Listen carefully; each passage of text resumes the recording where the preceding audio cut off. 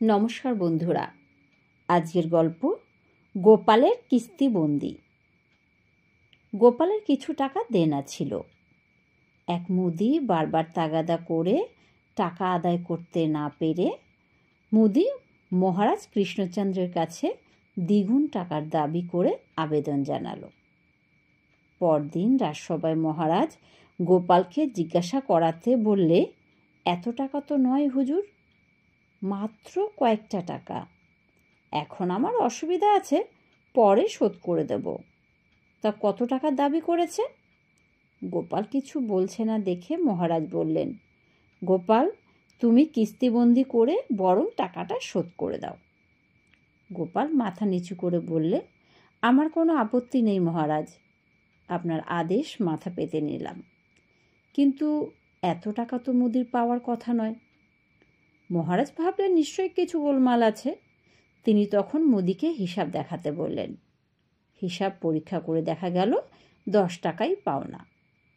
মহারাজ বললেন, এই তো গোপাল, তোমার হিসাব তো ঠিক আছে, মুদি তো মিথ্যা কথা বলেনি।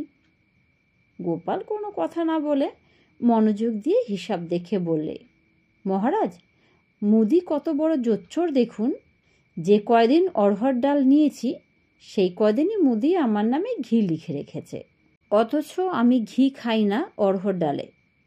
মুদি তাড়াতাড়ি বললে, হুজুর, ঘি ছাড়া কি অড়হর ডাল খাওয়া যায়? কৃষ্ণচন্দ্র রাজা বুদ্ধিমান লোক, তিনি মুদির কথা বিশ্বাস করলেন। তিনি 10 টাকা দেনাই সাব্যস্ত করলেন। গোপাল কি আর করবে, অনেক কষ্টে মুদির 10 টাকার দেনা শোধ করলেন। কিন্তু প্রতিশোধ নেওয়ার জন্য সুযোগ খুঁজতে লাগলো। হঠাৎ সুযোগ এসে গেল। সে বছর গোপালের ভালো আখ হয়েছিল। গোপাল কিছু গুড় তৈরি করল। তারপর একদিন কথায় কথায় মুদিকে বলল, ভাই, একজন কিছু আখের গুড় সস্তায় বিক্রি করবে, তুমি নেবে? সস্তায় গুড়ের কথা শুনে মুদির লোভ হলো।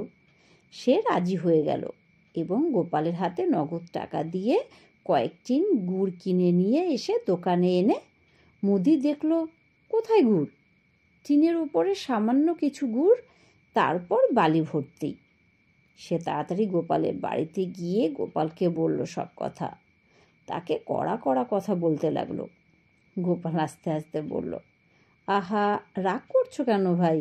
অড়হর ডালে বেচলেই যেমন ঘি বিক্রি করতে হয়, সেই রকমই বালি ছাড়া আমি গুড় বিক্রি করি না। মুদি গোপালের কথায় বুঝতে পারল, আর সেদিন থেকে সে ভালো হয়ে গেল। নমস্কার।